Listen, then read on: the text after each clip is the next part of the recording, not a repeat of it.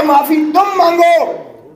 معافی جو تم نے 35 سال 40 سال اس ملک پر قبضہ کر کے مارشل لاء لگا کر رکھا ہے، مارشل لاء لگا کے عوام کو اور پاکستان کو جو ہے آپ نے جس ذلت اور رسوائی میں دھکیلا ہے، معافی تم مانگو اس عوام سے اور پاکستان سے۔ معافی کی باتیں کرتے ہو۔ کل کی ایک مذہقہ خیز پریس کانفرنس تھی جس میں ماشاءاللہ ایک ڈی جی جو ہے آئی ایس پی آر نے ایسا احاطہ کر کے دکھایا کہ ہم غلام ہیں، اور یہی بات جو ہے بار بار عمران خان کہتا ہے کہ میں غلامی کی ان زنجیروں کو توڑ کے رکھوں گا، اور اس ادارے کو جس کو عدلیہ کہتے ہیں، جس کو جوڈیشری کہتے ہیں، اس کو انہوں نے زنجیروں میں جکڑ کے رکھا ہوا ہے۔ یہ ان 6 ججز نے، اسلام آباد ہائی کورٹ کے 6 ججز نے، اور اب سارے پاکستان کی عدالتوں نے، ہائی کورٹوں نے، سبھی نے کہہ دیا کہ جی ہم انڈر سٹریس ہیں، انڈر پریشر ہیں، ہمارے اوپر جو ہے فری انصاف ہم اس انداز سے نہیں کر پا رہے، اور اس سے واضح ہو گیا۔ اور یہ جو ہیئرنگ ہو رہی ہے آپ دیکھ رہے ہیں، جو اثر من اللہ صاحب کی جو کامنٹس اور آبزرویشنز آتے ہیں، انہوں نے کہا اس سے زیادہ یہ تو آپ نے یعنی آئین کی جو ہے ایبروگیشن کر کے رکھ دی ہے، اس کے مترادف ہے، کیونکہ آئین کے 3 ستون ہیں، ایک ستون کو آپ نے پابند زنجیر کر دیا ہوا ہے۔ ہم تو یہی کہتے تھے، ہمارا موقف بالکل صحیح تھا، ہم جیل میں بار بار جب کرتے تھے، صبح سے شام تک جو ہے عمران خان کا ٹرائل چلتا تھا، وہ صاف کہتا تھا کہ آپ ایسے ہی کر رہے ہیں، فیصلہ تو کہیں اور سے جا کے انہوں نے ڈکٹیشن لینی ہے، اور یہ ثابت ہو گیا کہ یہ ڈکٹیشن جو ہے لے کر ان کو تینوں کیسز میں ایک ہی ہفتے میں سزا کر دی گئی۔ تو یہ اس کے بعد بھی ان کو جیل میں رکھنا ایک دن بھی یہ پاکستان کے 25 کروڑ عوام کی غیرت اور حمیت کو للکارنے کے مترادف ہے۔ ہم اس یلغار کو بھی مسترد کرتے ہیں۔ 9 مئی کا جو بیانیہ دیا گیا ہے، جس کا بہت زیادہ پرچار ہو رہا ہے، بہت اچھی باتیں کی شامی صاحب نے، لیکن شامی صاحب سے میں پوچھتا ہوں کہ جناب آپ مفاہمت کی بات کرتے ہیں، مفاہمت کس سے؟ ملازموں سے مفاہمت کر دی جاتی ہے، وہ پہلے ہمارا حق تو مانگے۔ معافی کی باتیں کرتے ہو، اور معافی تم مانگو،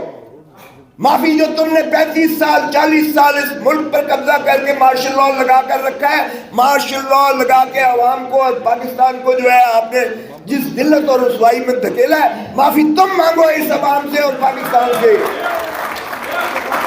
معافی کی باتیں کرتے ہو، پھر معافی کس لیے مانگے اور کس سے مانگے؟ تمہارے سے؟ ہم نے تو کبھی قائد اعظم سنا بھی نہیں تھا، قائد اعظم ہاؤس۔ میں خود گورنر رہا ہوں، میں سینیٹر رہا ہوں، وفاقی وزیر رہا ہوں،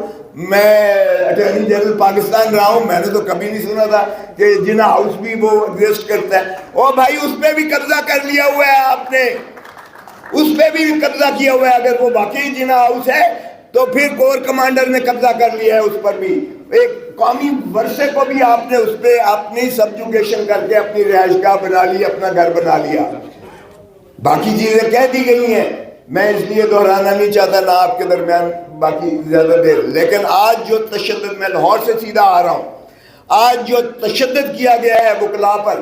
پرامن وکلاء کا احتجاج تھا لاہور میں، وہ ہائی کورٹ میں آنا چاہتے تھے، اور وہ جو ہے اپنا کراچی ہال میں آنا چاہتے تھے، بار میں آنا چاہتے تھے احتجاج کناں، اور اس قدر آنسو گیس کیا گیا، اس قدر لاٹھی چارج کی گئی ہے، اس قدر تشدد کیا گیا کہ سارا گرد و غبار جو ہے پھیلا ہوا تھا، اور 100 کے قریب جو ہے وکلاء کو گرفتار کیا گیا ہے۔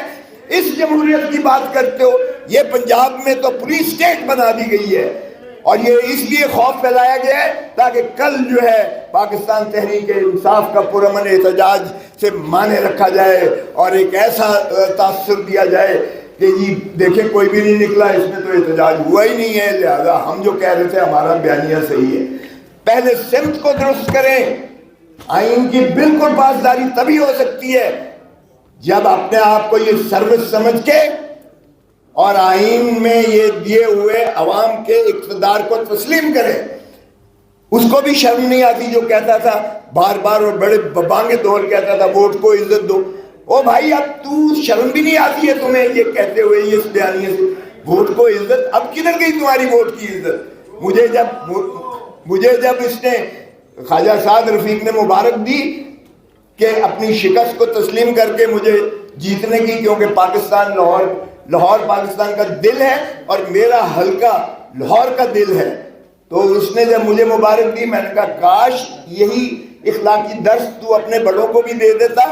نواز شریف اگر ڈاکٹر یاسمین سے ہار گیا تھا تو اگر وہ یہ تسلیم کر لیتا تو اس کے قد کاٹ میں اضافہ ہوتا اور اچھی روایت بنتی۔ اگر شہباز شریف ہارا ہے لاہور سے، کیونکہ مجھے پتا ہے کہ لاہور سے ایک سیٹ مسلم لیگ نون نہیں جیتی ہے، جو کہتے تھے لاہور ہمارا گڑھ ہے، اور شرم آنی چاہیے خواجہ آصف کو جو کہتا تھا کوئی حیا ہوتی ہے، کوئی شرم ہوتی ہے، اب اس کو خود یہ میں اس کے الفاظ دہراتا ہوں کہ بھائی تم ریحانہ ڈار سے ہارے ہوئے، اتنی بری طرح سے ہارے ہوئے، اور تم آج وفاقی وزیر بنے بیٹھے ہو، اور گھس بیٹھیوں کو پہلے نکالے تو صحیح۔ اگر ہمارے ساتھ بات کرتے ہیں پہلے ہمارے عوام کے اقتدار کو تسلیم تو کریں، ریاست کی تعریف پر عمل تو کریں، ریاستی اداروں کو جو ہے ان کے مقتدر ہونے کا جو احساس آئین نے دیا ہے وہ پہلے بحال تو کرو اور پھر بات کرو ہمارے سے، وگرنہ آئین میں ہر چیز لکھی ہے۔ خاکم بدہن ہم نے کوئی مشرقی پاکستان سے سبق نہیں سیکھا،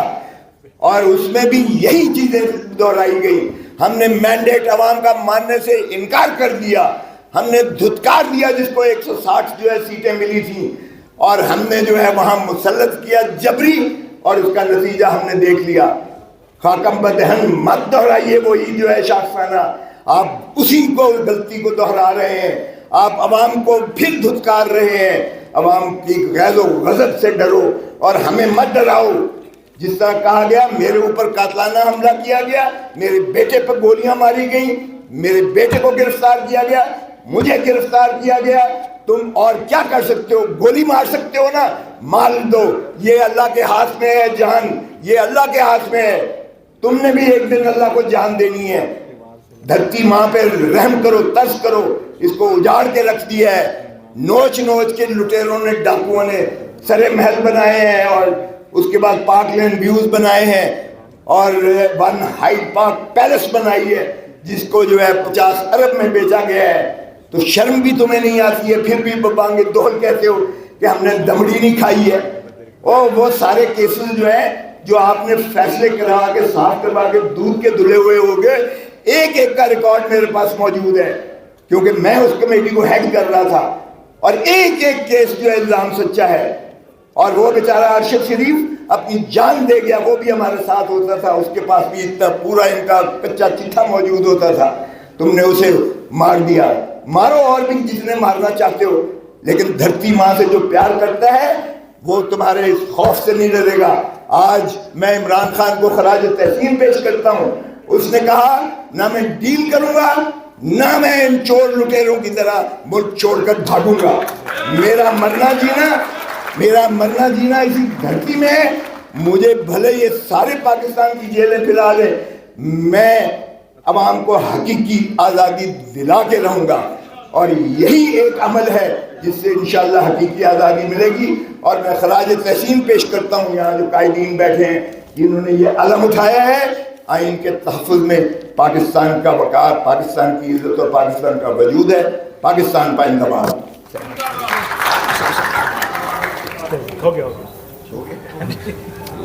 اوپر ہی ٹائم بہت کم رہے